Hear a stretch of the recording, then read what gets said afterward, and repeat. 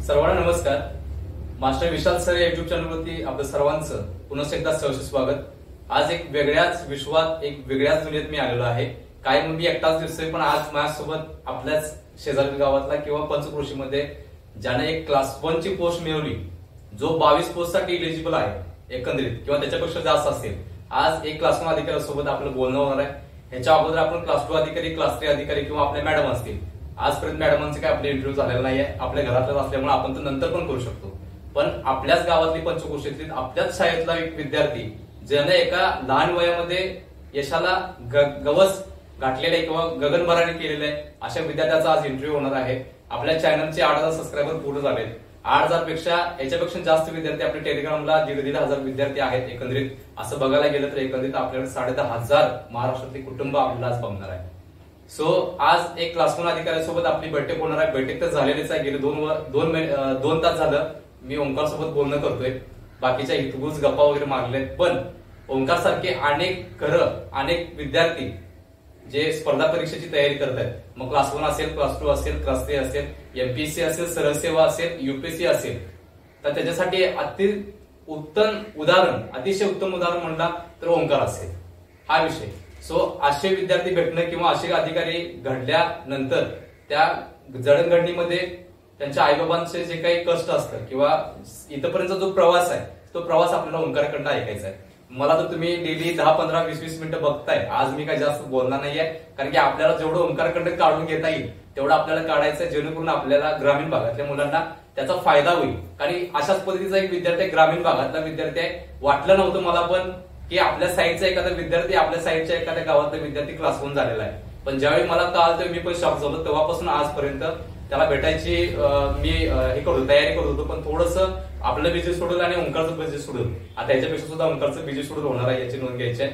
त्याच्या अगोदर त्याला मी त्याचा वेळ पकडला आणि हा जायच्या अगोदर ह्याचा आतापर्यंत जे स्ट्रगलिंग लाईफ आहे, त्याने इथे येऊपर्यंत काय केलेलं होतं किंवा कशा पद्धतीनं ट्रिक्स वापरलेल्या होत्या किंवा काय अजून सुद्धा काही घटना आहेत का त्याच्याकडे, बाबा की तुम्ही अशा पद्धतीने करू नका, तुम्ही अशा पद्धतीने करा, किंवा त्याच्यासोबतचे विद्यार्थी पण असतील जे त्याच्यासोबत सुरुवात केली असतील, किंवा त्याच्यापेक्षा सुद्धा काही मोठी मुलं आहेत जी एज बार पण झालेले आहेत, म्हणजे वयातून निघून गेलेले आहेत, ती सुद्धा विद्यार्थी आहेत. त्यांच्यासाठी सुद्धा एकदम उत्तम आयडॉल असेल हा. कारण वय वर्ष 22-23 मध्ये जर एखादी क्लास 1 ची पोस्ट मिळवत असेल, इट्स नॉट अ जोक. म्हणजे माझ्यासाठी तर, कारण मी सुद्धा विद्यार्थी घडवतोय. आजपर्यंत वर्ग 2च्या पुढे मी सुद्धा स्वतः वैयक्तिक गेलेलं नाही. त्यामुळे माझी एक खंत होती की बाबा कुठेतरी एक आपला एखादा विद्यार्थी क्लास 1 पर्यंत जायला पाहिजे, आणि त्याचंच एक उत्तम उदाहरण आज माझ्या समोर आहे. सो आपण आता मी बोलायला गेलो तर 2-2 तास बोलतोय, सगळ्यांनाच माहित आहे. पण आता आपल्याकडे तेवढा वेळ नाहीये. आता माझे काही क्वेश्चन्स आहेत जे ओंकार सोबत आपल्या बोलणं होणार आहे. आता इथले जे पुढचे क्वेश्चन असतील ते 15 प्रश्न असतील. त्याच्याशी ओंकारकडून आपण जेवढं मॅक्झिमम नॉलेज काढून घेता येईल तेवढं घेऊया, जेणेकरून तुम्हाला इथून पुढे एखादी पोस्ट मिळवण्यासाठी मदत होईल. क्लास 2 असेल, क्लास 1 असेल, क्लास 3 असेल, क्लास 4 असेल. ओके, सो आता सुरुवात करूयात. पहिला आपण प्रश्न घेऊयात महत्वाचे. पहिला ओंकार आपली ओळख करून देईल. त्याच्यामध्ये सुरुवातीला त्याचं नाव, पत्ता, 10वीचं शिक्षण, 12वीचं शिक्षण, पदवीचं शिक्षण, उच्च पदवीचं शिक्षण, इथपर्यंतचा हा पहिला प्रश्न असेल. तर ओंकार, पहिला आपल्या चॅनलकडून तुझं सहर्ष स्वागत आणि हार्दिक अभिनंदन, आणि पुढील वाटचालीसाठी खूप खूप शुभेच्छा असतील. ओके, सो ओंकारला आपण प्रश्न विचारत चालू करूयात. एकंदरीत पहिला प्रश्न आहे ओंकारसाठी की संपूर्ण पत्ता, त्याच्यामध्ये 10वीचं शिक्षण कुठे झाले, कसे झाले, 12वी पर्यंतचं शिक्षण कुठे झाले, कसे झाले, आणि त्यानंतर पदवीचं शिक्षण कसे झाले आणि कुठे झाले, उच्च पदवी केली असेल तर ते कुठे झाले आणि कसे झाले, आणि त्यानंतर बाकी सगळ्या गोष्टी आपण पुढे घेऊ. ओके, सो ओंकार आपली ओळख करून देईल. बोला. सर्वप्रथम सर्वांना नमस्कार. माझं नाव ओंकार मनीषा शांतीनाथ ढोळी, मुक्काम पोस्ट वसगडे, तालुका करिवली, जिल्हा कोल्हापूर येथील मी रहिवासी आहे. 10वी पर्यंत माझं शिक्षण बाबासाहेब पाटील हायस्कूल वसगडे येथे पूर्ण झाले. 10वी मध्ये मला 92% गुण मिळाले. 11वी-12वी शिक्षण मी राजाराम महाविद्यालय कोल्हापूर येथे पूर्ण केलं, ज्याच्यामध्ये सायन्स स्ट्रीम मध्ये मला 82% गुण मिळाले. आणि माझं ग्रॅज्युएशनचं शिक्षण मी 2022 साली राजर्षी छत्रपती शाहू महाराज कृषी महाविद्यालय कोल्हापूर येथून पूर्ण केले आणि 8.56 इतका CGPA स्कोर केला.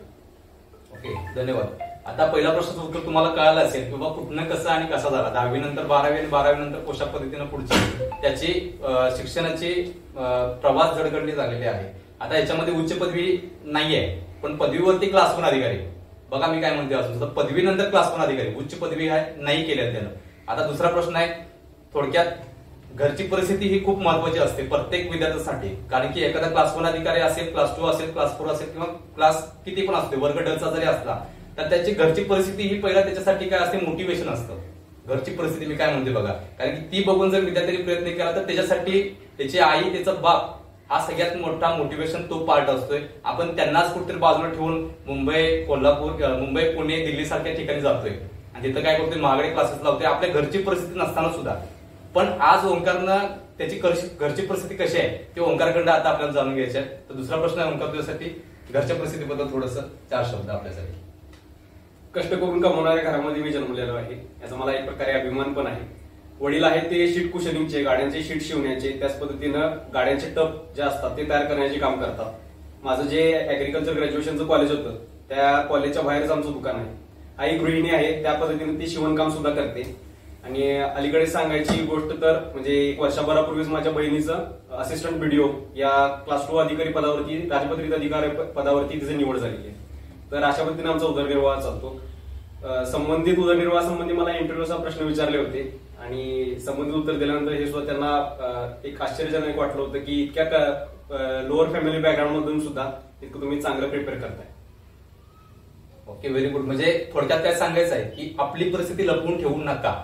जर ओंकारनं परिस्थिती लपवून ठेवली असती, पण बाबा माझे बाबा असे करतात, माझी आई अशी करतात आणि दुसरंच काही तर सांगितलं असतं तर कदाचित ओंकारला ती पोस्ट मिळाली नसती. चांगली गोष्ट आहे. आता 4थ्या प्रश्नाकडे जाऊया किंवा 3ऱ्या प्रश्नाकडे जाऊया आपण. हे करत असताना कुणाची तर प्रेरणा लागते आयुष्यात, एवढं लक्षात ठेवायचं, कारण की स्वतः प्रेरित होणं आता अवघड आहे. आताच्या घडीला मुलांकडून स्वतः गुरु होणं खूप अवघड आहे. त्यासाठी गुरु हा लागतो. त्यासाठी ओंकारला माझा 3रा प्रश्न आहे की स्पर्धा परीक्षेची तयारी करत असताना प्रेरणा कुणाकडून मिळाली? स्पर्धा परीक्षेची तयारी करत असताना माझे कुटुंबीय सर्वात महत्वाचे माझे गुरु ठरले. माझे वडील ज्यावेळेस मी 5वी-6वी ला असताना मला सांगायचे की तू PSI अधिकारी व्हायचं. त्या काळामध्ये नक्कीच वडिलांना सुद्धा इतकं माहित होतं की PSI नेमका काय असतो, मलाही माहित होतं की PSI काय असतं. पण एक प्रशासकीय अधिकारी व्हायचं हे ध्येय मला माझ्या वडिलांनी ठरवून दिलं असं मला वाटतं. त्या काळामध्ये जसं जसं मी ग्रॅज्युएशन कम्प्लीट करण्याच्या शेवटच्या 3rd इयर मध्ये 4th इयर मध्ये आलो त्यावेळेस मी ठरवलं की स्पर्धा परीक्षांच्याकडे आता आपल्याला वळायचं आहे आणि हीच वेळ आहे जी योग्य आहे स्पर्धा परीक्षेची तयारी सुरू करण्यासाठी. त्याच वेळेस मला मदत लाभली ती माझ्या बहिणीची. 2020 साली लॉकडाऊनच्या पिरियडमध्ये आम्ही दोघांनी सुरुवात केली. एकमेकांच्या प्रश्नांची उत्तरं शोधत, एकमेकांना आलेल्या अडचणी, प्रश्न जे आहेत ते सोडवले आणि चांगल्या पद्धतीने स्कोर केला आणि अशा पद्धतीने एकमेकांच्या अभ्यासाचा आम्ही फायदा करून घेतला. खूप छान. 4थ्या प्रश्नाकडे जाऊया आपण. ही जी सुरुवात आहे ती कधीपासून सुरुवात आहे? सर, सुरुवात आम्ही 2020 सालच्या लॉकडाऊन पासून सुरुवात केली. अकॅडमिक्स चांगलं होतंच, पण लॉकडाऊन मध्ये सुट्टीच्या काळामध्ये जो वेळ मिळाला अभ्यासासाठी त्या काळामध्ये सकाळी 7 वाजल्यापासून सुरुवात करून रात्री 9 वाजेपर्यंत कंटिन्युअस लेक्चर्स, ऑनलाईन लेक्चर्स केले, अभ्यास केला आणि त्यामधून आमचा अभ्यास पूर्ण केला. म्हणजे 4थ्या प्रश्नाकडून आपल्याला शिकायला काय भेटलं की जग थांबलेलं होतं पण ओंकार थांबलेला नव्हता. ही गोष्ट खूप महत्वाची आहे. ओके, 5वा प्रश्न आहे, आतापर्यंत कोणकोणत्या परीक्षा दिल्या आहेत? सर, मी 2022 साली ग्रॅज्युएट झालो, परंतु मी त्याच्या आधीच राज्यसेवेचा पहिला अटेम्प्ट दिला होता. 2021 साली राज्यसेवेची पहिली प्रिलिम्स जानेवारीमध्ये झाली. मी ती प्रिलिम्स दिली, ती क्लिअर झालो. मे महिन्यामध्ये संबंधित राज्यसेवा प्रिलिम्सच्या नंतरची मेन्स एक्झाम आली, परंतु ग्रॅज्युएशन कम्प्लीट नसल्यामुळे त्या मेन्सला मला बसता आलं नाही. पुन्हा 2022 साली ज्याच्यामध्ये आता माझं सिलेक्शन झालेलं आहे त्या एक्झामिनेशनची मी प्रिलिम्स दिली, त्यानंतर त्याची मेन्स दिल्याने सध्या इंटरव्ह्यू दिला. कंबाईन 2022 ची मी प्रिलिम्स मेन्स दिली, कंबाईन 2023 ची मी प्रिलिम्स आणि मेन्स दिली. RFO प्रिलिम्स मेन्स दोन्ही एक्झामिनेशनच्या दिलेल्या आहेत. पैकी 2022च्या कंबाईन निकालामध्ये माझा असिस्टंट सेक्शन ऑफिसर मंत्रालयीन सहाय्यक कक्ष अधिकारीपदी निवड झालेली आहे. त्याच पद्धतीने 2023च्या निकालामध्ये मी सब रजिस्ट्रार या पदाच्या निवडीची अपेक्षा धरतोय. त्याच पद्धतीने राज्यसेवेच्या 2022च्या ऍडमध्ये माझं आता क्लास 1 अधिकारी म्हणून सिलेक्शन झालेलं आहे. व्हेरी गुड, खूप छान. 6वा प्रश्न आहे, कोणकोणत्या परीक्षांमध्ये यश मिळाले? त्यांनी थोडक्यात आता तेच प्रश्न पुढे कन्वर्ट केला आणि पुढे त्याचं उत्तर त्यांनी दिलेलं आहे. 7वा प्रश्न आहे, आताच्या निकालामध्ये किती पोस्ट मिळवलेल्या आहेत? जे मी स्टार्टिंगला सांगितलं होतं ते ओंकारकडनंच ऐकूयात आपण एकंदरीत. आताच्या निकालामध्ये किती पोस्ट मिळवलेल्या आहेत तुम्ही? 2022 सालची जी ऍड होती त्याच्यामध्ये 23 संवर्गासाठी ही ऍड कॅरी करण्यात आली. 23 प्रकारचे विविध क्लास 1 आणि क्लास 2 चे अधिकारी यामध्ये होते. यापैकी मी 22 प्रकारच्या डेप्युटी कलेक्टर वगळता इतर पदांसाठी पात्र आहे. त्यानंतर संबंधित पदे जे आहेत त्यांचा प्रेफरन्स दिसतात, तो डेप्युटी कलेक्टर सर्वप्रथम पासून सर्वात काही कक्ष अधिकारी पर्यंत असा मी प्रेफरन्स दिलेला आहे. ठीक आहे. आता महत्वाचा प्रश्न की बाबा एवढे एवढे पोस्ट काढल्यानंतर त्यातली घ्यायची कोणती, हे 2 तास आम्ही सुद्धा चर्चा करतोय आणि ओंकार गेल्या किती दिवसापासून तर तो तयारी करतोय किंवा त्याला विचार करायला तो विचार करतोय की बाबा आपल्याला पोस्ट कोणती घ्यायची आहे, किंवा एक कायदा त्याचं ठरलेलं असणार की बाबा या पोस्टवरती आपल्याला आधी व्हायचं होतं. पप्पांचं स्वप्न होतं की PSI व्हायचं, पण आपण क्लास 1ला त्याच्या वरच्या पोस्टला जाऊन थांबलेलो आहे. सो आता माझा प्रश्न आहे आठवा की ओंकार कोणत्या पोस्टसाठी तू रुजू होणार आणि तीच का? सर वेगवेगळे माझ्याकडे पर्याय उपलब्ध आहेत सध्या, जसं की DYSP आहे, त्यानंतर महानगरपालिका उपायुक्त किंवा अवर्ग नगरपालिकेचा मुख्याधिकारी किंवा तहसीलदार पैकी यापैकी मला वाटतं की मी तहसीलदार ह्या पदाला जास्त प्रेफरन्स देतो. BSc ऍग्रिकल्चर ग्रॅज्युएशन कम्प्लीट केल्यानंतर शेतकऱ्यांचे विविध प्रश्न मला जाणवले. लास्ट इयर मध्ये असताना मला ग्रामीण अटॅचमेंट, विलेज अटॅचमेंट म्हणून एक प्रोग्राम असतो, ज्यामध्ये एका शेतकऱ्याचा संपूर्ण इकॉनॉमिक्स तुम्ही सांभाळायचं असतं. त्याच्यामध्ये त्याच्याकडे किती गाई म्हशी आहेत, त्या दूध किती देतात, ग्रामीण भाग कसा जातो, ग्रामपंचायत कशी जाते, योजना कशा पोहोचवाव्या, या सर्वचा जो ब्यौरा आहे तो त्या एका 6 महिन्याच्या कार्यक्रमामध्ये दिला जातो. तर संबंधित कार्यकाळामध्ये ग्रामीण भागाविषयी मला विविध प्रश्न समजले. ते सोडवण्यासाठी महसूल खातं खूप गरजेचं आहे हे मला जाणवलं. आपण सुद्धा एका ग्रामीण भागातून येतो, त्यामुळे तहसीलदार हे पद अतिरिक्त एक चांगल्या पद्धतीने मला ऑपॉर्च्युनिटी देईल या ग्रामीण भागामध्ये काम करण्यासाठी, म्हणून मी तहसीलदार हे पद निवडणार आहे. Very good. म्हणजे आपल्याला जे व्हायचं आहे ते काही लोक त्या पदावर गेल्यानंतर अनुभव घेऊन शिकतात, पण तो व्हायच्या अगोदर त्याने अनुभव घेतलेला आहे हे त्याच्या बोलण्यातून आता जाणवलेला असेल, एवढं लक्षात ठेवा. पुढचा प्रश्न आहे आपला 10वा, जो महत्वाचा असेल. स्पर्धा परीक्षेमधील यशामागील प्रेरणादायी बाबी कोणत्या आहेत, त्याच्यामध्ये सुरुवातीपासून ते शेवटपर्यंत कशा पद्धतीने त्यांनी तयारी केलेली होती? सर्वप्रथम 2020 साली मी अभ्यासाला सुरुवात केली. पहिल्यांदा एक अटेम्प्ट देऊन आलो होतो आम्ही, असाच की स्पर्धा परीक्षा काय आहे, एक्झामिनेशन कशी असते हे पाहण्यासाठी काही कोणताही अभ्यास केला नाही आणि अटेम्प्ट देऊन आलो. त्यावेळेस सीसॅट क्वालिफाईंग नव्हता, त्यामुळे दोन्ही पेपरचे मार्क धरले जात होते. सध्या सीसॅट जो आहे तो क्वालिफाईंग करण्यात आलेला आहे. तरी त्यावेळेस 193 पैकी जेवढा जनरल स्टडीचा मला एक नॉलेज होतं वरच्यावर, त्यापैकी मला 193 पैकी 176 मार्क पडले. अंदाज आला की आपण ही स्पर्धा परीक्षा चांगल्या पद्धतीने पास होऊ शकतो. तरीही थोडा एक सॉफ्ट अप्रोच असल्यासारखं आम्हाला जाणून आलं. आमच्या वडिलांनी ती बाब आमच्या डोळ्यासमोर आणली की जर तुम्ही जास्त हार्डवर्कनं जर हे कार्य केलं नाही किंवा ह्याच्याकडे योग्य त्या पद्धतीने विचार केला नाही, अभ्यास केला नाही आणि वर फक्त अभ्यास करत राहिला, करू की असा पुढे जर ढकलत राहिला तर याच्यामध्ये तुम्हाला यश मिळणार नाही आणि यामध्ये तुमची वर्ष सुद्धा वाया जातील. मग यामधून आम्हाला प्रेरणा मिळाली. बहिणीच्या सोबत योग्य पद्धतीने अभ्यास केला. ऑनलाईन जे आहेत लेक्चर्स अवेलेबल होते ते पाहिले आणि स्टडी मटेरियल व्यवस्थित समजून घेतलं. स्टडी मटेरियल जे गरज होते ते खरेदी केलं आणि कंटिन्युटी अभ्यासामध्ये ठेवली. अभ्यासामध्ये कंटिन्युटी ठेवणं खूप गरजेचं आहे. हार्डवर्क गरजेचं आहे, स्मार्ट वर्क गरजेचं आहे. क्वेश्चन पेपर आधी जे बघितले ते सोडवले, प्रश्न किती सुटतात, किती बरोबर येतात, अॅक्युरेसी किती राहते, टफनेस कशी आहे क्वेश्चन्सची, त्यानंतर बदलता पॅटर्न कसा आहे, या सगळ्यांचा विचार केल्यानंतर पेपर सोडवण्याची जी पद्धत आहे ती आम्हाला समजून. Very good. अतिशय योग्य मार्गदर्शन. आणि तुम्हाला असं कुठं भेटणार पण नाही पहिली गोष्ट, कारण की प्रत्येकाकडे थोडाफार काय म्हणतात इगो वगैरे असतो, पण एकंदरीत ओंकारच्या बोलल्यानंतर तुम्हाला कळत असेल की एक गोष्ट छोट्या छोट्या पद्धतीने तो समजावून सांगतो तुम्हाला. तर पुढे जाऊया आपण. 11वा क्वेश्चन जो आहे, पेपरनुसार व विषयानुसार तुम्ही जी तयारी केली आहे ती कशा पद्धतीने केली होती? सर सुरुवात केली त्यावेळेस पहिल्यांदा आमचा हेतू हा होता की सर्वप्रथम सिलेबस आपल्याला कव्हर करायचा आहे. राज्यसेवेचा सिलेबस खूप मोठा आहे. जीएसचे 6 पेपर आहेत, पैकी 4 पेपर हे आपले वेगवेगळ्या स्टडीचे आणि पहिले 2 पेपर हे लँग्वेजच्या संबंधित आहेत. सर्वप्रथम अभ्यास आम्ही ज्यावेळेस शिक्षकांना विचारले किंवा आम्हाला ऑनलाईन ज्यावेळेस कळालं त्यावेळेस त्यांचं म्हणणं होतं की तुम्ही मेन्सची प्रिपरेशन करा. मेन्सची प्रिपरेशन केल्यानंतर तुमचं प्रिलिम्सचा अभ्यास कम्प्लीट होतो. पहिल्यांदा मेन्स सुरू करा, प्रिलिम्सची जशी ऍड येईल तसं त्या 3 महिन्यामध्ये प्रिलिम्स फोकस जास्त करून अभ्यास करायला सुरुवात करा. सर्वप्रथम जे बुकलिस्ट आहे, कॉमन बुकलिस्ट, जसं की GS1 मध्ये आपण हिस्ट्री बघितलं, हिस्ट्रीसाठी आपण महाराष्ट्रासाठी गाठा वापरतो. जर भारताचा इतिहास पाहिला तर समाधान महाजन यांचं पुस्तक, किंवा जर तुम्ही इंग्लिश प्रेफर करत असाल तर तुम्ही स्पेक्ट्रम हे पुस्तक वापरू शकता. भूगोलासाठी आपण सौदी यांचं पुस्तक वापरतो. त्यानंतर पॉलिटीसाठी आपण M लक्ष्मीकांत हे पुस्तक वापरतो. वेअर ऍक्ट लॉ वापरतो. खाटीकरांचं पुस्तक वापरतो. इतर जे उरलेला पॉलिटीचा पार्ट 2चा पार्ट आहे तो कव्हर करण्यासाठी वापरतो. GS3 मध्ये HRHRD, याच्यामध्ये आपण IP सिंग सरांचं पुस्तक वापरू शकतो HRHRD संबंधी. HRHRD हे विषय हा महत्वाचा आहे कारण यामध्ये पाठांतर खूप जास्त आहे. तुम्हाला योजना पहिल्यांदा व्यवस्थित समजून घ्यायच्या आहेत, त्यांची वर्ष पाठ करायचे आहेत, त्यानंतर त्यातले कन्सेप्ट समजून घ्यायचे आहेत. ते एकदा तुम्हाला कन्सेप्ट समजले की खूप चांगल्या पद्धतीने हा विषय स्कोर करता येतो. माझ्या 4 पैकी जे GS4 चे पेपर होते त्यापैकी सगळ्यात जास्त स्कोर मला HRHRT ला आला होता.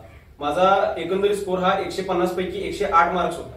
GS4च्या पेपरमध्ये, इकॉनॉमिक्सच्या पेपरमध्ये आपल्याला देसले हे पुस्तक फॉलो करायचं आहे, करंट अफेअर्स फॉलो करायचे आहेत, भारताची आर्थिक पाहणीकडे आपल्याकडे लक्ष ठेवायचं आहे. त्याच पद्धतीने कोणती तरी परिक्रमा किंवा माझ्यामध्ये भगीरथ अकॅडमीचं आणखीन एक पुस्तक आहे. अशी 2 पुस्तकं आपल्याकडे अवेलेबल आहे. एक प्रकारे ही सर्व आहे ती बेसिक बुकलिस्ट आहे. मेन्स मध्ये सगळ्यात पहिला जो आणखीन एक पेपर राहतो तो मराठी इंग्लिशचा. मराठीसाठी तुम्ही मोरावळंबे वापरू शकता आणि इंग्लिशसाठी तुम्ही कोणतेही ग्रामर बुक जे आहेत जे मार्केटमध्ये अवेलेबल आहेत, जास्त करून रेफर केले जातात, ते तुम्ही रेफर करू शकता. कोण आला काय? 12वा प्रश्न खूप महत्वाचा आहे. ग्रामीण भागातल्या मुलांना त्यांची परिस्थिती सांभाळून एकतर कॉलेज घेणं किंवा महागडे क्लास लावणं किंवा चांगल्या कॉलेजमध्ये किंवा शाळांमध्ये ऍडमिशन घेणं जमत नाहीये. सगळ्यांनाच माहिती आहे की ग्रामीण भागातला जो काही शेतकरी प्रवर्ग आहे किंवा पालन पोषण करण्याची जी साधनं आहेत ती कमी प्रमाणात आहेत आणि त्याच्यातले येणारे उत्पन्न जे आहे ते सुद्धा एकदम लहान प्रमाणात असताना एका घरातील 2, एक क्लास 1 अधिकारी आणि एक क्लास 2 अधिकारीच्या दरम्यानची याचीच बहीण हे करत असताना कोणत्याही पद्धतीनं बाहेरचे कुठलेही क्लासेस वगैरे किंवा कशा पद्धतीनं त्यांनी मॅनेज केलं हा प्रश्न असणार आहे. सो पुढचा प्रश्न किंवा 12वा प्रश्न, हे करत असताना महागडे क्लासेस, क्रॅश कोर्स पण असतात छोटे छोटे शेवटच्या महिन्यांमध्ये म्हणजे एक्झाम व्हायच्या अगोदर ते, किंवा मोठमोठी ग्रंथालय जिथं AC, वायफाय आणि चांगले चांगले शिक्षक वगैरे असतात ती, आणि या गोष्टींचा वापर ओंकार तुम्ही केला का आणि हे करावेच लागेल का, हा माझा दुसरा प्रश्न आहे. सर, करावे का नाही हा प्रत्येक व्यक्तीचा मला वाटतं की स्वतंत्र निर्णय असावा. माझ्या बाबतीमध्ये मला असं जाणवतं की मी एक झोन नावाची कन्सेप्ट माझ्या मनामध्ये आहे की एक ठराविक एरिया आहे, आपला सर्कल असतो, आपण ज्या ठिकाणी बसलोय त्या एक ठराविक 5 मीटर एरिया किंवा एक 2 मीटर एरियामध्ये आपला तो एरिया असतो की या एरियामध्ये कोणी जर व्यक्ती प्रवेश करत असेल तर आपलं डिस्टर्बन्स होण्याची शक्यता असते. तर मला पूर्णपणे एकांत शांतता अशी आवडते. त्यामुळे सहसा मी ग्रंथालय वगैरे किंवा लायब्ररी लावल्या नाही. आमच्या घरामध्येच आमच्या आई वडिलांनी सेपरेट स्टडी रूम बनवली होती. याच्यामध्ये स्टडी रूम किंवा लिव्हिंग रूम आहे ज्याच्यामध्ये आम्ही राहतो पण आणि तिथेच अभ्यास करतो. त्यामध्ये कोणाचा इंटरफरन्स नसतो. आम्ही पूर्ण दिवसभर वाटेल तर 24 तास पूर्णपणे अभ्यास करत बसू शकता अशी त्याच्यामध्ये सोय उपलब्ध आहे. तर कोणत्याही प्रकारे बाहेर लायब्ररी लावण्याची गरज लागली नाही. क्लासेसच्या बाबतीमध्ये फरक असा फक्त पडतो की तुम्हाला इनिशियल मेंटरशिप गरजेची आहे का. तुम्ही ज्यावेळेस प्रवेश करताय त्यावेळेस तुम्ही किती लांबी शर्यतला पळणार आहात हे जर तुम्हाला माहित नसेल आणि त्यासंबंधी गाईड करणार जर तुम्हाला त्यामध्ये व्यक्ती नसेल तर ही अंदाधुंद शर्यत होऊ शकते आणि तुम्हाला लक्ष्यापासून तुम्ही भरकटू शकता. त्यामुळे इनिशियल लेवलला अभ्यास कसा करावा, त्यानंतर सिलेबस कसा आहे, चॅलेंजेस कसे आहेत, अडचणी कोणत्या येणार आहेत तुम्हाला हा अभ्यास करत असताना हे जाणून घेणं खूप गरजेचं आहे. आम्हाला ऑनलाईन फॉर्मॅटमध्ये काही शिक्षक लाभले की ज्यांनी आम्हाला मदत केली त्यासंबंधी. आम्ही अनअकॅडमीचे क्लासेस लावले होते ते 1 वर्षासाठी लावले आणि त्याच्यामध्ये आमचे जेमतेम 10 पैकी 3 विषय कंप्लीट झाले. आता ह्या 3 विषयांमधून आम्हाला इतका तरी अंदाज आला की प्रत्येक विषयाचा अभ्यासाचं करायचं पॅटर्न जवळपास सेम आहे. क्वेश्चन पेपर तर पुन्हा बघायचेच आहेत, डिफिकल्टी काय आहे ते समजून कसं घ्यायचं आहे, सोर्सेस काय आहेत ह्याचा एक अंदाज येतो. ते 3 सब्जेक्ट कंप्लीट केल्यानंतर बाकीचे जे 7 सब्जेक्ट होते ते सर्व आम्ही स्वतःहून कंप्लीट केले आणि त्यांना सुद्धा खूप चांगला स्कोर आला. त्यानंतर क्लासेस जर तुम्ही लावणार असाल तर प्रॉब्लेम हा आहे की बाहेरचे जे ऑफलाईन क्लासेस आहेत त्या बाबतीमध्ये ठराविक शिक्षकांच्या माध्यमातून तुमची भरती होते, परंतु मग जर फॅकल्टी जर तुम्हाला संपूर्ण जर चांगली मिळाली नाही तर कदाचित तुमचं नुकसान होण्याची शक्यता आहे. नक्कीच सगळेच क्लासेस असे असण्याची शक्यता नाहीये. खूप असे क्लासेस आहेत की जे तुम्हाला चांगल्या पद्धतीने गाईड करू शकतात, परंतु सर्व बाबींचा विचार करावा आणि मग आपल्याला कोणती गोष्ट योग्य वाटते, कोणती गोष्ट आपण प्रिफर करू शकतो, बॅकग्राऊंड आपलं कसं आहे त्यावरून आपण ठरवावं. सर्वात महत्वाची गोष्ट म्हणजे स्पर्धा परीक्षेमध्ये येत असताना किंवा कोणताही डिसिजन घेत असताना फॅमिली मेंबर्सना आपल्या विश्वासात घेणं खूप गरजेचं आहे. कारण त्यांची इन्व्हेस्टमेंट ही आपल्यामध्ये आहे आणि आपण कुठेतरी अभ्यास करणार आहोत म्हटल्यानंतर त्यांचं सुद्धा आपल्याकडे लक्ष लागून राहतं आणि आपण त्यांना सक्सेस मिळवून देणं ही आपली जबाबदारी आहे. त्यामुळे त्यांच्याशी सल्लामसलत करणं हे गरजेचं आहे असं मला वाटतं. Very good, thank you so much. 13वा प्रश्न, स्पर्धा परीक्षा करणाऱ्या मुलांमध्ये असणारे न्यूनगंड किंवा भीती किंवा जे काही असेल प्रॉब्लेम ते ओंकारकडे थोडंफार घेऊया. सर, सर्वप्रथम माझ्या बाबतीत मला जो प्रॉब्लेम वाटत होता तो सगळ्यात पहिला की सिलेबस खूप मोठा आहे. जवळपास तुम्ही जर सिलेबस बघितला तर पीडीएफ 10 ते 15 पेजेसचा पीडीएफ दिसून येतो. सिलेबस कव्हरेजला खूप वेळ लागतो. कमीत कमी तुम्ही 1.5 वर्ष तरी कंटिन्युअस अभ्यास करत असावा लागतो. सेकंड म्हणजे यामध्ये 10वी सारखं असं नाही की माझ्यासोबत बसणारा मुलगा हा 16 वर्षांचाच मुलगा आहे. कॉम्पिटिशन मध्ये तो 1990 पासून 1984 पासून जे विद्यार्थी जन्मलेले आहेत आणि ते प्रिपरेशन जवळपास आपल्यापेक्षा 10 वर्ष आधी करत आहेत, ज्यांनी अभ्यास खूप चांगला केलेला आहे, असे सुद्धा विद्यार्थी जे आपल्याला कम्पीट करणार आहेत. त्यामुळे आपल्यामध्ये तो एक न्यूनगंड राहतो की कॉम्पिटिशन मध्ये आपण त्यांच्या मागे राहील का. आणखीन एक गोष्ट आहे की इतर विद्यार्थ्यांनी क्लासेस लावलेले आहेत परंतु मी क्लास लावलेला नाही, मी तर स्वतःहूनच प्रिपेअर करतोय, ह्याबद्दल सुद्धा आपल्याला एक न्यूनगंड असू शकतो. तर ह्या बाबींकडे जास्त लक्ष देऊ नका, स्टँडर्ड पद्धतीने अभ्यास करा. कारण कॉम्पिटिशन हे इतरांशी सोबत नसून कॉम्पिटिशन हे आपलं स्वतः सोबत आहे. जर तुम्ही स्वतः प्रत्येक टेस्टमध्ये जर तुम्ही इम्प्रूव्ह करत राहिला, गेल्या वेळेस 100 प्रिलिम्सचा जर अभ्यास करत असताना मी गेल्या वेळेस 100 मार्क पडतोय आणि पुन्हा जर मी यावेळेस 20 मार्क 120 मार्क पाडून जर माझ्याच स्कोरला मी जर क्लिअर करत असेल तर मी नक्कीच त्या कॉम्पिटिशन मध्ये असणाऱ्या इतर बाकी सर्व लोकांना मागे टाकत आहे. ही गोष्ट लक्षात ठेवावी. कोणताही न्यूनगंड मनामध्ये न बाळगता आपल्या स्वतःवरती विश्वास ठेवा, आपल्या अभ्यासावरती विश्वास ठेवा, आपल्या हार्डवर्कवरती विश्वास ठेवावा आणि कार्य करत राहावा. Very good, thank you so much. 14वा प्रश्न, या यशामध्ये सर्वात मोठा वाटा कोणाचा असेल? सर, भरपूर लोकांनी मला साथ दिलेली आहे परंतु त्यात सर्वात महत्वाचे मला वाटतात माझे आई वडील, माझी बहीण आणि माझे मित्र. मित्र गरजेचे आहेत. आई वडील आपल्या सोबत असतात परंतु सगळ्या गोष्टी आपण आपल्या आई वडिलांना किंवा भाऊ बहिणींना सांगू शकत नाही. मित्र सुद्धा तितकेच गरजेचे आहेत कारण एक पर्सनल लाईफचे ते सुद्धा घटक आहेत. कोणतेही प्रॉब्लेम क्रिएट झाले जसे पर्सनल झाले किंवा प्रोफेशनल लाईफ मध्ये झाले तर सुद्धा ते मदत करतात. आई वडिलांचे नेहमी आपल्याला फायनान्शियल त्याच पद्धतीने एक इमोशनल सपोर्ट असतो. बहीण ही दोन्हींचा मधला तो आपल्याला समजता येतो कारण ती आपली फ्रेंड पण आहे आणि ती आपल्या त्याबद्दल फॅमिली मेंबर पण आहे. ती स्वतः एक प्रशासकीय अधिकारी आहे त्यामुळं तिचा सुद्धा एक एक्सपोजर मला मिळतो की ती सांगते की प्रशासन हे कसं चालतंय आणि तू कुठल्या गोष्टी केल्या पाहिजेत. तसं पाहता लहानपणापासून मी तिच्याच पावलांवरती पाठीमागून पावलांवरती चालत आलेलो आहे. तिनं ज्या ठिकाणी क्लासेस केले मी त्या ठिकाणी क्लासेस केले. तिने ग्रॅज्युएशन ज्यातून केलं त्यातून केलं, आता स्पर्धा परीक्षा त्यातून केलो आणि आता उलट तिला सुद्धा ह्या गोष्टीचा अभिमान वाटतं की मी तिला आता सिनियर ऑफिसर म्हणून आता उपस्थित झालेलो. Thank you so much. 15वा प्रश्न, स्पर्धा परीक्षा करणाऱ्या महाराष्ट्रातील विद्यार्थ्यांना थोडक्यात कोणता सल्ला द्याल? सल्ला सर, मी ज्या पद्धतीने माझ्याशी बोललो त्याच पद्धतीने की प्रिपरेशन करताना योग्य डायरेक्शनने करा. कोणत्याही मनामध्ये न्यूनगंड बाळगू नका. इतर जे मोह आहे ह्या वयामध्ये होणारे त्यांना बळी पडू नका. जरी झाला तरी त्यातून सावरा. अभ्यास चांगल्या पद्धतीने करा. आई वडिलांचा आदर करा, आपल्या शिक्षकांचा आदर करा, त्यांच्या आपल्या फॅमिली बॅकग्राऊंडचा योग्य ते लक्ष ठेवा. त्याला अनुसरून अभ्यासाच्या पद्धती निवडा. स्पर्धा परीक्षांमध्ये येत असताना आणखी महत्वाची गोष्ट म्हणजे आपण कोणत्या गोष्टीसाठी येतोय. जॉब सिक्युरिटीसाठी येणं ही सुद्धा एक चांगली गोष्ट आहे. मग त्यामुळे जर तुम्ही राज्यसेवा आणि कंबाईन मध्ये जर हा एक प्रश्न सारखा विचारला जातो की राज्यसेवा आणि कंबाईन मध्ये सर मी कोणता करू, मला जर विद्यार्थी मला विचारतात, मी सांगतो तुमचे घरचे काय म्हणतात, तुम्हाला जॉब सिक्युरिटी पहिल्यांदा पाहिजे आहे की तुम्हाला पोस्ट पहिल्यांदा पाहिजे आहे. जर जॉब सिक्युरिटी जर तुम्हाला पहिली इसेन्शियल गोष्ट असेल तर थोडीफार टफ कमी असेल अशी एक्झाम तुम्ही अपेअर व्हा. एकदा फायनान्शियल स्टेबल व्हा आणि मग त्यानंतर मग तुम्ही जे आहे ते तुमच्या वरची जे शिखर आहेत ती गाठू शकता. मी असा सल्ला देईन की या सर्व बाबींचा गोष्टींची त्यांनी चर्चा व्हावी, विचार करावा आणि त्यानंतरच स्पर्धा परीक्षांमध्ये यावं. ठीक आहे. यानंतर पुढील परीक्षेची तयारी सुरू राहणार का, असेल तर कोणत्या? हो सर, नक्कीच. मी पुढे आता जाऊन UPSC IAS एक्झामसाठी प्रिपरेशन करण्याची तयारी माझ्या मनात आहे. त्यानंतर कारण आता सध्या बेस एक क्लिअर झालेला असं मला वाटतो. एक स्टॅटिस्टिक्स जे गरजेचे असते, आकडेवारी जी गरजेची असते UPSCच्या रिटर्न पेपरमध्ये लिहायची ती आता उपलब्ध झालेली आहे. फक्त आता लिखाणाची प्रॅक्टिस मला करावी लागणार आहे ह्याचा सुद्धा मला अंदाज आहे. आणखीन थोडंफार माझं नॉलेज वाढावं लागणार आहे. गोष्टींकडे बघण्याचा विचार आहे, दृष्टिकोन जो आहे तो बदलण्याची गरज आहे आणि पुढील एक्झामिनेशनसाठी मी UPSC साठी अपेअर होत आहे असं मी म्हणतो. लास्ट प्रश्न, सगळ्यात महत्वाचा. क्लास 1 पर्यंत आल्यानंतर प्री मेन्स पण महत्वाचे आहे. त्याच्यामध्ये किती पेपर काय जे काय टप्पे आहेत ते सगळे ओंकारने सांगितलेलेच आहेत. पण शेवटी जे महत्वाचे असते, कारण मी आजपर्यंत आपले विद्यार्थी काही बघितलेत, मित्र पण बघितलेत की सर मी 3 वेळा इंटरव्ह्यू मधून बाहेर पडलोय, की मी या गोष्टीमुळे बाहेर पडलोय, मला ते जमतच नाही. तर इंटरव्ह्यू साठी काही मार्गदर्शन करू शकाल का? सर, सर्वप्रथम मला वाटतं की इंटरव्ह्यूचा बॅक स्टेज किंवा प्लॅटफॉर्म जो आहे तो रिटर्न एक्झामच आहे. जर तुम्ही रिटर्न एक्झाम मध्ये एक्सेल करत असाल तर इंटरव्ह्यूच्या मार्कांचा तितकासा फरक पडत नाही. नक्कीच इंटरव्ह्यू गरजेचा आहे, त्याबद्दल मी तुम्हाला आणखीन एक एक्झाम्पल पुढे बोलताना सांगेन. इंटरव्ह्यू मध्ये तुमची पर्सनॅलिटी स्वतःहून डेव्हलप होत असली पाहिजे. इंटरव्ह्यू हा मेन्स एक्झामिनेशन झाल्यानंतरचा टप्पा नाही आहे, तो तुम्ही अभ्यास करत असता वेळेचा टप्पा आहे. त्यावेळेस तुम्ही, कारण इंटरव्ह्यू मध्ये प्रश्न काय विचारतायत ते, तुमच्या आजूबाजूला काय घडते, ग्रामीण शेतकऱ्यांचे प्रॉब्लेम काय आहेत, कम्युनिझम काय आहे, मार्क्सवाद काय आहे, आरक्षणाच्या बाबतीमध्ये काय घडत आहे सध्या, ह्या गोष्टी ज्या आजूबाजूला घडत आहेत, आपल्या शेजारी ज्या जाहिराती आपल्याला दिसत आहेत, ह्यातूनच प्रश्न निर्माण होत आहेत. ह्या प्रश्नांच्या बद्दल आपण विचार करतो का, ह्या प्रश्नांच्या वरती आपण उत्तर डेव्हलप करतो का, ह्याकडे आपले लक्ष आहे का, हे त्यामधून तपासलं जातं. त्यामुळे इंटरव्ह्यूसाठी पहिल्यांदा पर्सनॅलिटी डेव्हलपमेंट, ज्याच्यामध्ये आपण स्वतःबद्दल स्वतः जाणीव करून घेतली पाहिजे की माझ्या पॉझिटिव्ह काय, निगेटिव्ह काय, हॉबीज काय, माझं घरचं बॅकग्राऊंड कसं आहे.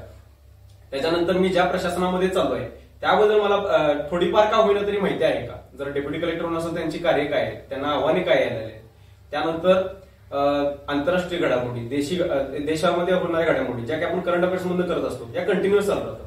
फक्त यामध्ये आपली पर्सनॅलिटी चांगली दिसून आली पाहिजे, आपल्या बोलण्याचा हावभाव व्यवस्थित असला पाहिजे, आपण एक कॉन्फिडंट उमेदवार दिसून आला पाहिजे आणि त्यांना वाटलं पाहिजे की आपण त्या सिलेक्ट होण्यासाठी एक चांगला आणि उत्स्फूर्तदायक एक कॅन्डिडेट आहे असं त्यांना वाटलं पाहिजे. तर इंटरव्ह्यू प्रिपेअर करताना ही एक कंटिन्युअस प्रोसेस आहे. तुम्ही प्रिलिम्स ज्यावेळेस सुरुवात करता त्यावेळेस तिथून तुमची इंटरव्ह्यूची प्रिपरेशन चालू झालेली आहे असं तुम्ही मनात धरा. त्यामुळे तुम्हाला इथून पुढे जर कधीच इंटरव्ह्यू जर अवघड जात असेल, अशी प्रिपरेशन कराल तर कधीच तुम्हाला इंटरव्ह्यू डिफिकल्ट जाणार नाही. 100% थोडक्यात आणि महत्वाची जे गोष्टी आहेत ज्या झिरो पासून ते जे काय गुलाल लागूपर्यंतचे दिवस आहेत त्याच्यामध्ये ओंकारांनी थोड्या वेळातच त्यांनी पूर्ण सगळा जी चर्चा आहे ती आपली झालेली आहे. पण याच्या मागे जर बघायला गेलं तर मी जवळजवळ 3.5-4 तास झालं येऊन बसलोय, वेगळ्या पद्धतीनं गप्पा पण मारलेल्या आहेत. पण आता याच्या पुढची जे महत्वाची गोष्ट असणार आहे ती म्हणजे या यशामध्ये खूप महत्वाचे असतात ते म्हणजे आपले पालक, त्यांची आई आता इथं अवेलेबल आहे. सो आपण इथला पुढचा जो महत्वाचा मुद्दा असेल ते शॉर्ट मध्ये 1 मिनिट त्यांच्या आईसोबत आपण मुलाखत करायची आहे. आणि परत एकदा ओंकारला पुढील वाटचालीसाठी म्हणजे ओंकार फक्त तहसीलदार या पदावरती थांबणार नाहीये. थोडक्यात त्यांनी सांगितले की आपला बेस हा परफेक्ट झालेला आहे आणि एक कॉन्फिडन्स आलाय. सेल्फ कॉन्फिडन्स हा खूप महत्वाचा असतो, कारण की एखादा सैनिक घडायच्या अगोदर त्याच्या मागे जे असते ते स्वतः सेल्फ जरी तो मोटिवेट असेल तर 100% तिथं तो अगोदर सैनिक झालेला असतो. 99% त्याला सक्सेस मिळालेला असतं. फक्त 1% त्यानं ते मिळवायचं ते फक्त त्याच्या सातत्याच्या जोरावर.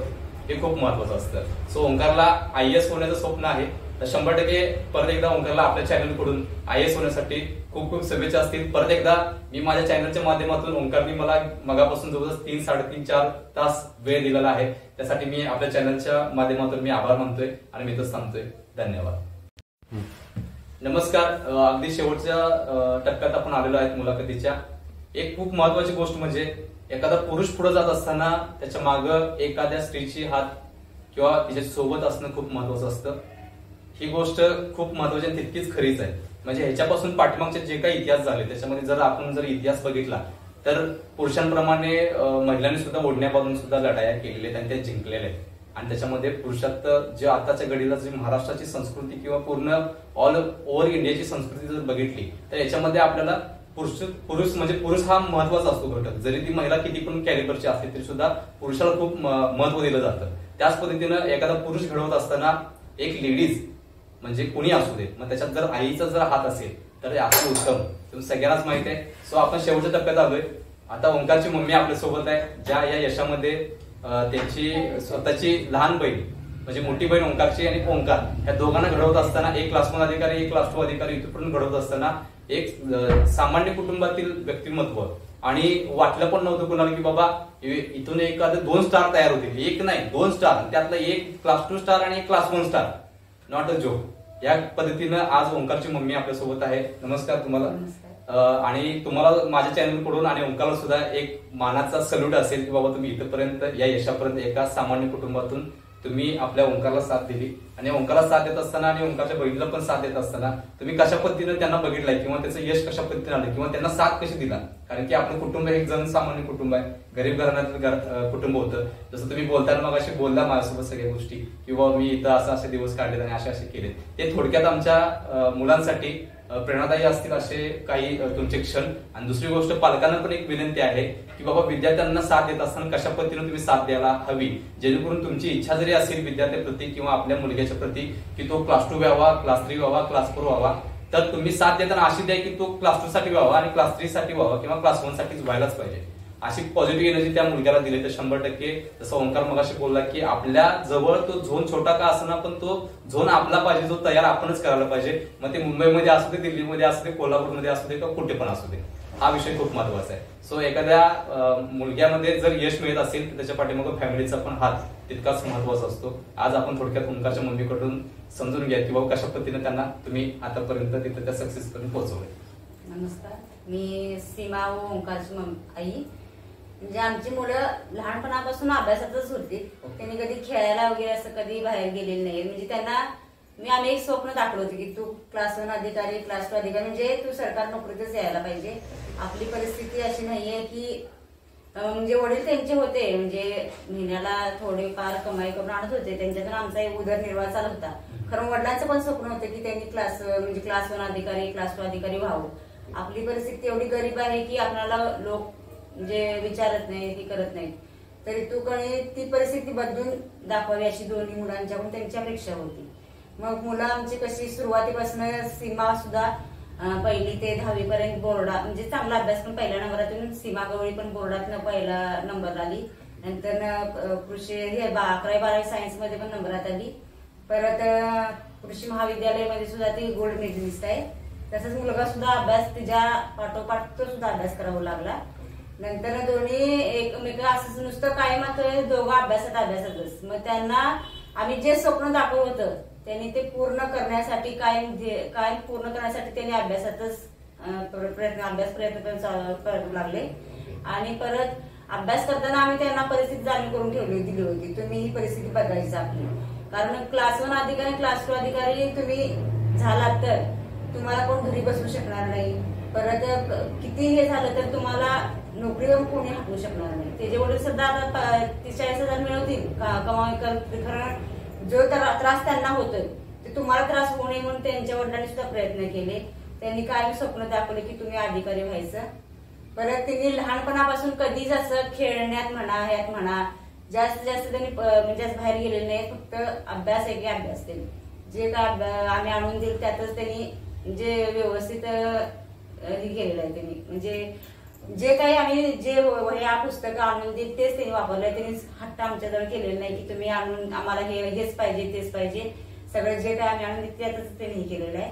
आणि त्यांनी आज आम्हाला मुलगी सुद्धा क्लास 2 अधिकारी आहे, सहाय्यक गट विकास अधिकारी म्हणून. तिने सुद्धा 2 पोस्ट काढलेले आहेत, एका वर्षात 2 पोस्ट काढले. तसेच मुलग्याने सुद्धा पहिल्यांदा मंत्रालय कक्ष अधिकारी मध्ये 15 वर्षापूर्वीच त्याचा निकाल लागला, तर नंतर लगेच क्लास 1 अधिकारी झाला तो. म्हणजे आमचं त्यांनी पूर्ण असं म्हणजे बोलायला मला शब्द येणार झाल्यात की माझी दोन्ही मुलं अधिकारी झालेली आहेत. म्हणजे सगळ्यांचे आशीर्वादच आहेत म्हणलं तरी चालेल, कारण हे फक्त एकानं होत नाही, सगळ्यांचे आशीर्वाद मिळायला हवे. त्यांचा पण अभ्यास असावा लागतो आणि सगळ्यांचा सपोर्ट पण असावा लागतो. आम्ही सुद्धा त्यांना सपोर्ट केलेला आहे की तू आपली जर परिस्थिती बदलायची असेल तर तुम्ही कोणतर अधिकारी किंवा तुम्ही कुठल्या तरी मोठ्या पदावर पोहोचलंच पाहिजे. एवढं. ओके, ठीक आहे, धन्यवाद. ओंकारची मम्मी आहे इथं, तुम्ही बघितलं असाल. 2 ते 3 मिनिटांमध्ये त्यांनी थोडक्यात सांगितलेलं आहे. पण जर बघायला गेलं तर खूप सारा एक्सपिरियन्स त्यांच्याकडे आहे, कारण की सीमाचं वय बघायला गेलं तरी कदाचित एक 25-26 सीमाचं वय आणि त्याच्या अगोदर ओंकारचं वय बघायला गेलं तर 23 पूर्ण आहे. आणि एवढा वर्ष त्या मुलांसोबत जन्मल्यापासून ते शेवटपर्यंत एवढी साथ आणि त्यात सामान्य कुटुंब. आज आपण जरी पाठीमागं तुम्हाला जर आरसीसी दिसत असेल पण तुम्ही या गोष्टीवर जाऊ नका, कारण की ओंकारचं घर याच दारातनं मी 1000 वेळा सायकल घेऊन गेलोय, पण ते अजून सुद्धा ते पडलेलं घर आणि ते पडलेलं सगळं मला अजून सुद्धा जाणवते. कारण 2010ची बॅच माझी होती, 2010ला पण मी इकडे येऊन गेलेलो आहे याच्या आधीच. त्यामुळे इथं आरसीसी असं काही नव्हतं, पण त्यातनं सुद्धा त्यांनी सावरलेलं आहे. एक कुशनचं दुकान आहे छोटंसं, तिथं काका ओंकारचे पप्पा आपलं जडणघडण करत आहेत किंवा त्याच्यावरती त्यांचं सगळं चाललेलं आहे. पण ज्यावेळी सीमा तयार झाली त्यानंतर मग कुठेतरी दिवस येतात आणि प्रत्येक मुलग्याचं स्वप्न असतं की बाबा आपल्याला आपल्या आई बाबांना ताजमहाल असू दे किंवा छोटी झोपडी का असू दे पण आपल्याला ती बांधून द्यायची असते. अशा पद्धतीने सीमा झाल्यानंतर थोडंसं बॅलन्स झालं आणि त्यानंतर आता ओंकार नंतर डबल 6 मारलाय आणि डायरेक्टली क्लासरूम अधिकाऱ्याला गवसणी गाठलेली आहे. त्याबद्दल या कुटुंबाचं आज काकांना येत, पण काकांची आठवणी मला सुद्धा येईल आणि सर्वांनाच येईल तुम्हाला. आणि जर वेळ भेटला तर परत एकदा काकांसाठी मी एक 5-6 मिनिटं येईल. आणि त्यांच्या मम्मीपेक्षा सुद्धा काकांनी सुद्धा खूप मोठं सहकार्य केले असं त्यांची मम्मीच म्हणते, कारण की एवढं दिवसभर बाहेर राहून. अगदी बरोबर. त्यामुळे बाहेर राहिल्यानंतर ते दिवसभर जेवढं काय मिळेल त्याच्यावरती सगळं करायचं आणि जेवढं काय मिळेल त्याच्यामध्ये यांनी समाधान मानायचं. आता अशी मुलं नाहीये, जरी शर्टाचा किस्सा लहान असेल तर त्यातनं तो मोबाईल एवढा लांबडा बाहेर असतो त्या पोरांच्या 7वी, 8वी, 9वी, 10वीच्या. ही वस्तुस्थिती ही परिस्थिती आहे समाजाची. सो जेवढं काही देईल त्याच्यावरती समाधान मानून आपलीच एक छोटी लायब्ररी. म्हणजे काय लायब्ररी म्हणजे ज्यावेळी छोटं घर होतं त्यावेळी जेवण घर पण तेच, किचन पण तेच आणि स्टडी रूम पण तीच आणि सगळं तेच. म्हणजे तिथंच सगळं बनवायचं, पण त्याच्यामध्ये आपला झोन तयार व्हायला पाहिजे. त्या किचन मध्ये पण झोन तयार व्हायला पाहिजे, त्या हॉलमध्ये पण झोन तयार व्हायला पाहिजे. जिथे रस्त्यावर तुम्ही वाचत असताना तो झोन तयार व्हायला पाहिजे, शिकत असताना तो झोन तयार व्हायला पाहिजे. म्हणजे झोन हा खूप महत्वाचा आयुष्यात, हे त्यांनी सांगितलेलं आहे. सो तुमच्या सर्व फॅमिलीला ओंकार तुला पण, तुम्हाला पण आणि सीमाला पण माझ्या चॅनल कडून ह्या शुभेच्छा असतील. मी इथं सांगतोय आता हिच्या पुढचा जो विषय असणार आहे तो म्हणजे ओंकारची स्टडी रूम आणि थोडंसं स्टडी मटेरियल ओंकारच्या लिखित असतं. म्हणजे जे काही पब्लिकेशन वापरले त्याचं एक शॉर्ट पेज वरती लिखित स्वरूपात मी पेज घेईन, त्याचा फोटो तुम्हाला आपल्या टेलिग्राम चॅनलला आणि युट्यूबला पण टाकेल आणि ते तुम्ही पब्लिकेशन खरेदी करा. किंवा पब्लिकेशनचं मी काय मार्केटिंग करत नाहीये, मी कधीच कुठल्याही पब्लिकेशन घ्या म्हणत नाही, पण त्याच्यावरती जर क्लास 1 होत असेल तर कुठं त्याच्यामध्ये 100% असणार आहे. हा विषय खूप महत्वाचा आहे, कारण की ओंकार जर मगाशी बोलला की 10 पेज हे सिलेबस, 10 पेज सिलेबस आपले डेली 10 पेज वाचून होत नाही. सिलेबस 10 पेज आहे, त्यामुळे तो पहिला समजून घ्या आणि नंतर मग तुमची जी काही पुढची गोष्ट आहे ती करायला सुरुवात करा. एकंदरीत खूप छान वाटलं मला पण. शेजारच्याच गावचा आमच्या पंचकृषीतला माझ्या शाळेचा एक विद्यार्थी जो क्लास 1 झालाय त्याला भेटल्यानंतर आणि दुसरी गोष्ट म्हणजे त्यांनी जी वेळ दिला त्यांच्या मम्मीने पण त्यांच्या कुटुंबाने पण, त्यासाठी परत एकदा मी त्यांचं आभार मानतोय आणि मी इथंच सांगतोय. धन्यवाद.